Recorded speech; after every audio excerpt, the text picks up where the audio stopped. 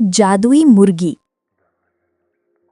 पूर्वी भारत के एक सुदूर क्षेत्र में घने साल और महुआ के जंगलों से घिरा एक छोटा सा गांव था, सोनपुर। ये गांव किसी नक्शे में ढूंढना कठिन था, पर इसकी मिट्टी में मेहनत की खुशबू और लोगों के दिलों में अपनापन भरा था। कच्चे घर, मिट्टी के चूल्हे, सुबह शाम बैलों की घंटियां और बच्चों की खिलखिलाहट, यही सोनपुर की पहचान थी। इसी गांव में रहता था हरिदास, एक सीधा साधा मेहनती लेकिन बेहद गरीब किसान। उसकी उम्र लगभग 45 वर्ष थी। हरिदास के परिवार में उसकी पत्नी कमला और 10 वर्ष का बेटा मोहन था।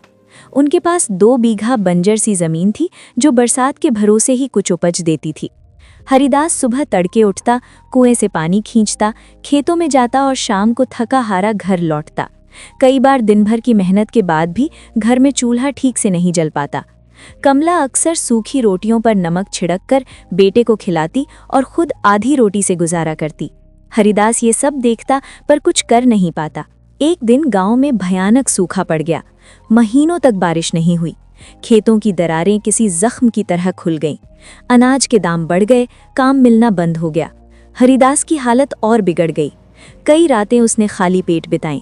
एक शाम वो जंगल की ओर चला गया, शायद लकड़ी या कोई जंगली फल मिल जाए। जंगल में चलते चलते वो बहुत अंदर निकल गया। अचानक उसकी नज़र एक घायल मुर्गी पर पड़ी। वो आम मुर्गी जैसी नहीं थी। उसके पंख हल्के सुनहरे रंग के थे और आंखों में अजीब सी चमक थी। मुर्गी एक झाड़ी में फंसी हुई थी और उसके पंख में चोट लगी थी। हरिदास का दिल पसीज गया। उसने मुर्गी को धीरे से उठाया और अपने गमछे से उसकी चोट बांधी। डर मत, उसने कहा, मैं तुझे नुकसान नहीं पहुंचाऊंगा। वो मुर्गी को घर ले आया। कमला पहले तो घबरा गई। इतने बुरे हालात में मुर्गी पालेंगे, इसे खिलाएंगे क्या? हरिदास बोला, इसे ठीक होने दो, शायद किसी दिन ये हमारे काम आ जाए। दिन बीतने लगे। मुर्गी धीरे धीरे ठीक हो गई। वो बाकी मुर्गियों से अलग थी, न ज्यादा शोर करती, न ही डरती। एक सुबह जब कमला आंगन साफ कर रही थी, उसने जमीन पर कुछ चमकता हुआ देखा। पास जाकर देखा तो उसकी आंखें फैल गईं। एक छोटा सा सोने का अंडा। वो घबराकर हरिदास को बुलाने लगी, अरे सुनो, जरा देखो तो। हरिदास ने अंडा हाथ में लिया। वो सचमुच सोने का था, भारी, चमकदार और ठंडा। ये कैसे? उस दिन उन्होंने अंडा गांव के सुनार को दिखाया।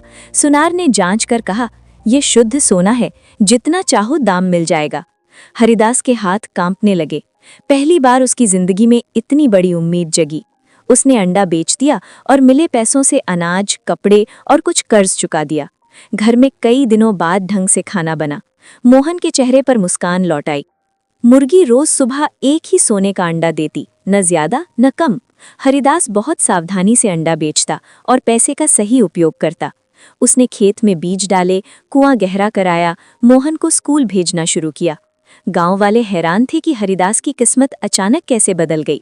लेकिन जहां सुख आता है, वहां लालच भी दबे पांव चला आता है। गांव के कुछ लोग हरिदास से जलने लगे। वो कानाफूसी करने लगे। एक दिन गांव का साहूकार भैरव सेठ हरिदास के घर आया। मीठी बातें करते करते उसने मुर्गी के बारे में जान लिया। जाते जाते वो बोला, हरिदास, रोज एक अंडे से क्या होगा?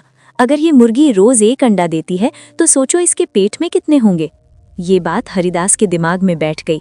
पहले तो उसने झिटका, नहीं, मैं ऐसा नहीं कर सकता। पर रात में जब वो सोया तो सपने में उसने देखा सोने के ढेर, बड़ा घर, नौकर चाकर, ऐशो आराम। सुबह उठते ही उसका मन डगमगा गया। कमला ने समझाने की कोशिश की, जो मिल रहा है उसी में संतोष रखो, लालच बुरा होता है। पर हरिदास अब तर्क देने लगा, अगर एक बार में सब मिल जाए तो हम हमेशा के लिए सुखी हो जाएंगे। एक काली रात जब गांव सो रहा था, हरिदास ने कांपते हाथों से मुर्गी को पकड़ा। मुर्गी ने अजीब सी आवाज निकाली, जैसे कुछ कहना चाहती हो, पर लालच ने हरिदास के कान बंद कर दिए। जैसे ही उसने छुरी चलाई, सब कुछ खत्म हो गया। मुर्गी के पेट में कुछ भी नहीं था, न सोना न अंडे। हरिदास की दुनिया उजड़ गई। वो जमीन पर बैठकर रोने लगा। सुबह होते होते ये खबर पूरे गांव में फैल गई। लोग हंसने लगे, कुछ ने दया दिखाई, कुछ ने ताने मारे। भैरव सेठ ने कर्ज वापस मांगना शुरू कर दिया। खेत फिर सूखने लगे। मोहन की पढ़ाई छूट गई। हरिदास फिर वहीं आ खड़ा हुआ जहां से उसने शुरुआत की थी। लेकिन अब उसके पास पछतावे के अलावा कुछ नहीं था। कई महीनों तक वो टूट चुका था। फिर एक दिन वो उसी जंगल में गया जहां से मुर्गी मिली थी। वहां एक बूढ़ा साधु बैठा था। हरिदास ने रोते होते सब कुछ बता दिया। साधु ने शांत स्वर में कहा, प्रकृति का नियम है, जो धीरे धीरे मिलता है वही टिकता है। तुमने वरदान को बोझ समझ लिया। हरिदास को अपनी गलती समझ आ गई। वो गांव लौटा, फिर से मेहनत शुरू की। इस बार उसके मन में लालच नहीं, केवल संतोष था। सालों बाद उसकी जिंदगी फिर पटरी पर आई, धीरे धीरे पर सच्ची मेहनत से। और गांव में आज भी बुजुर्ग बच्चों को ये कहानी सुनाते हैं, जो मिला है उसकी कद्र करो, क्योंकि लालच में किया गया एक पल का निर्णय पूरी जिंदगी की खुशियां छीन सकता है।